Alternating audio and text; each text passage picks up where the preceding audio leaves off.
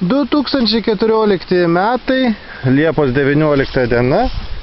Dresavimo mokykla ir kaip visados voljerai prikimšti, jie neguminiai. Bandysime supažindinti su egzemplioriais.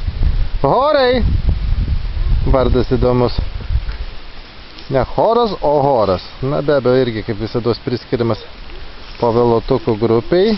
Na bet vykusi psichika toks ramus, tik kaip visados nedresiruotas. Tai sakyti, produktas, rezultatas bus gražus. Eikime toliau. O šiandieną naujokėlis atvyko. Kaip nekeista, iš Kauno.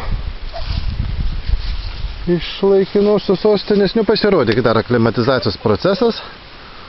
Šiaip įspūdis pradinis buvo nekoks, nes šuo suaugęs, loja, nevaldomas. Na, bet kaip visados, jeigu nesupykstate šeimininkai, nežinojimas, kaip gyventi su šunimi ir kas yra dresūra. Nesėdėti, guliuoti, o daug daugiau. O, čia egzempliorius liudija mano posakį, kad pasakiau tokio lygio, kad galiu krokodilus dresuruoti. Čia gėris mažas, basendis, veislė tokia. Na, čia vėl, kaip sakyti, jau ne dresūra cirkas, bet kartais apsiimu ir tokius dalykus. Nes smagu, žodžiu, labai rekomenduoju vienišiems žmonėms, toksai mielas šuniokas.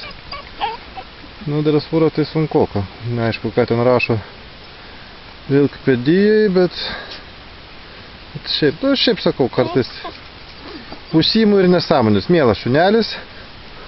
O, kas čia pas mus dabar? Šeimininkai neatskirs kas kieno, Labradorų jūra, ar ne?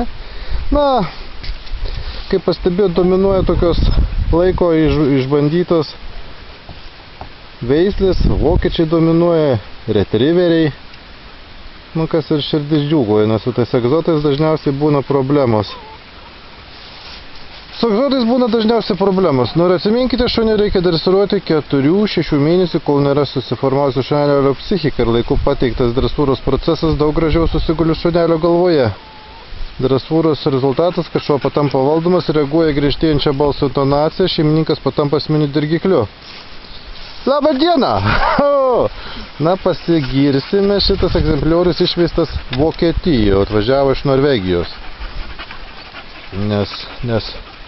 Nes eina gandas, kad nėra gerų dresuruotojų Europoje ir kainos kosminis. Na, o čia mano širdis džiūgauja. Laikas, kaip sakė, savo padaro. Šunys kaip ir drabužiai yra mados reikalas, nes čia rotveilerė, tokia fainuolė, jauna laiko atvažiavo, 4 mėnesių, bet tokia visa darbinė psichika. Vat, jau jų dabar be galo maža. Jų kulminacija buvo 93 metais, dabar tikrai labai retas, bet tai širdis džiūgoja, kaip sakyti. Tai kągi, laukiami šunų dresavimo mokyklai su savo augintiniais.